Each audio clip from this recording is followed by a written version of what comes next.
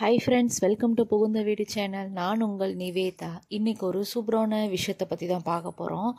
என்னன்னு பார்த்தீங்கன்னா, நிறைய பேர் சேலம் சமயபுரம் மாரியம்மன் கோயிலை பற்றி போடுங்க, அது குழந்தை வரம் தரும் சாமி. ஸோ அதை பற்றி இன்னும் நம்ம சேனலில் வீடியோவே போடல அப்படின்னு ரெக்வஸ்ட் பண்ணியிருந்தீங்க. ஸோ அதுக்காக தான் இந்த வீடியோ. நான் இவ்வளோ நாளாக இந்த டாப்பிக்கில் வீடியோ போடாததுக்கு ரொம்ப சாரி. ஸோ எனக்கான சுச்சுவேஷன்ஸ் வரப்போ தான் போடணுன்னு சொல்லி நான் வெயிட் பண்ணிகிட்டு இருந்தேன். ஓகே, இதை பற்றி வீடியோவில் டீட்டெயிலாக சொல்கிறேன். அதுக்கு முன்னாடி நம்ம சேனலை சப்ஸ்கிரைப் பண்ணாதவங்க சப்ஸ்கிரைப் பண்ணிக்கோங்க. என் ஃபோன் நம்பர் வேணும்னு கேட்குறீங்க. என் ஃபோன் நம்பர் நான் ஸ்க்ரீனில் தந்திருக்கேன். அந்த நம்பருக்கு வாட்ஸ்அப் பண்ணுங்கள். As per YouTube rules share பண்ணுவாங்க. உங்களுக்கு விருப்பம் இருந்தால் ஜாயின் பண்ணிக்கோங்க, இல்லைனா இக்னோர் பண்ணிக்கோங்க. வாங்க வீடியோக்குள்ளே போகலாம்.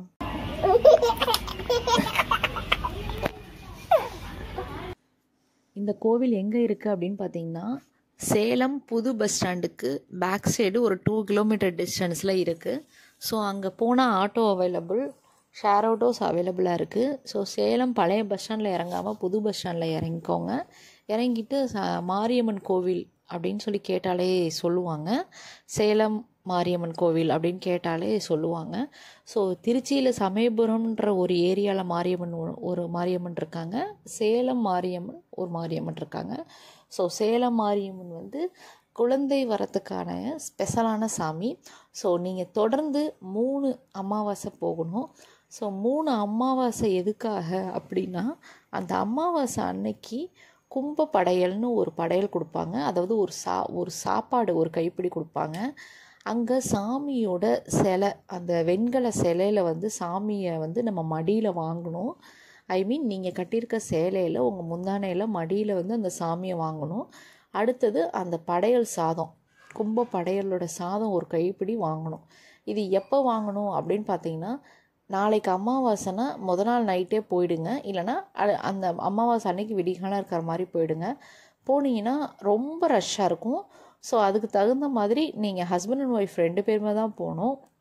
ஒரு விஷயம் நீங்கள் பண்ணணுன்னா, அதை நீங்கள் 2 பேரும் ஒரு மனசாக நீங்கள் நம்பி முழுக்க நம்பி பண்ணால் மட்டும்தான் அந்த பாசிட்டிவ் வைப்பு கிடைக்கும். ஸோ மாரியம்மன் மூலியமாக நம்மளுக்கு ப்ரெக்னென்சி கன்ஃபார்ம் ஆகுது அப்படின்னா, நீங்கள் 2 பேரும் மனசு ஒத்துழைச்சி 2 பேரும் ஒன்றா போகணும். நம்பிக்கை இல்லாமல் போகக்கூடாது. ஸோ இதனால் நிறைய பேர் ப்ரெக்னென்சி கன்ஃபார்ம் ஆகிருக்காங்க. நீங்கள் ஜஸ்ட்டு சேலம் மாரியம்மன் நீங்கள் போட்டாலே உங்களுக்கு தெரியும் எவ்வளோ பேர் கன்சீவ் ஆகிருக்காங்க அப்படின்றது. ஸோ நீங்கள் போன உடனே ஃபஸ்ட்டு பார்த்திங்கன்னா, தொட்டில் வெளியில் விற்பாங்க. அதாவது மாரியம்மன் டெம்பிளுக்கு உள்ளாரையே தொட்டில் விற்பாங்க. அது அந்த கவர்மெண்ட் நிர்வாகமே விற்கிற தொட்டிலில் அந்த உட்டு மாதிரி செஞ்சு இருப்பாங்க. அதில் எவ்வளோன்னு பார்த்தீங்கன்னா 150 ரூபா. ஸோ அந்த தொட்டிலை வாங்கிக்கோங்க. அந்த தொட்டிலை வாங்கிட்டு வெளியிலாம் காஸ்ட்லியாக சொல்லுவாங்க, நீங்கள் உள்ளேயே வாங்கிக்கோங்க. ஸோ அந்த தொட்டிலை நீங்கள் கட்டணும். ஸோ கட்டினதுக்கு அப்புறமேலு ஃபஸ்ட்டு நீங்கள் வரிசையில் நின்று அந்த கும்ப படையல்னு சொல்லி அமாவாசை அன்னைக்கு மட்டும்தான் போடுவாங்க. அதை நீங்கள் ஒரு கைப்பிடி வாங்கி சாப்பிட்ணும். அடுத்தது பார்த்திங்கன்னா, அவங்க ஒரு வெண்கல சிலை, அம்மனோட சிலையை கொடுப்பாங்க. அந்த சிலையை நீங்கள் வாங்கி மடியில் கட்டிக்கணும். ஸோ கட்டிட்டு போனதுக்கு அப்புறமேலு உங்களுக்கு ஒரு மரம் இருக்கும். மரத்தில் அந்த அந்த தொட்டியில் நீங்கள் கட்டி விட்டுறணும். ஸோ இதுதான் சாங்கிய முறை. நீங்கள் இது கட்டி விட்டு அதுக்கப்புறம் பார்த்திங்கன்னா, ₹1 காயினை மஞ்சள் துணியில் முடிஞ்சு அந்த தொட்டிலோடு சேர்த்து கட்டி விட்டுறலாம். இல்லை வீட்டிலையே முடிஞ்சு வச்சுருக்கேன், ₹1 காயின் முடிஞ்சு வச்சுருக்கேன் அப்படின்னாலும் சரி, நீங்கள் அந்த காயினை எடுத்துகிட்டு போயிட்டு மஞ்சள் துணியில் கட்டி எடுத்துகிட்டு போய் அங்கே மரத்தோட மரமாக கட்டி விட்டுறலாம். ஸோ இந்த 2 சாங்கி கட்டாயம் நீங்கள் செய்கிற மாதிரி இருக்கும். இந்த சாப்பாடு, அந்த ஒரு கைப்பிடி சாப்பாடு நீங்களும் சாப்பிட்ணும், உங்கள் ஹஸ்பண்டும் சாப்பிட்ணும். ஸோ 2 பேருமே சாப்பிட்டா தான் அதுக்கான முழு இது கிடைக்கும். சரி, அமாவாசைக்கு நான் போயிட்டேன், அடுத்த அமாவாசைக்கு நான் பீரியடு என்னால் போக முடியல அப்படின்ற பட்சம் கண்டிப்பாக வரும். பெண்கள்னாலே பீரியட்ஸுன்றது நார்மல். அந்த மாதிரி இருக்கிறப்ப நீங்கள் கோயில் வரைக்கும் போயிட்டு வெளியிலேயே உளுந்து கும்பிட்டு உங்கள் ஹஸ்பண்டை சாப்பாடு வாங்கிட்டு வெளியில் உட்காந்து நீங்கள் 2 பேரும் ஷேர் பண்ணி சாப்பிட்ருங்க. அவங்க வந்து ஒரே ஒரு கைப்பிடி தான் கொடுப்பாங்க, ரொம்பலாம் கொடுக்க மாட்டாங்க. அந்த ஒரு கைப்பிடி நீங்கள் சாப்பிட்றது தான் உங்களுக்கு பேபி கன்ஃபார்ம் ஆகும்.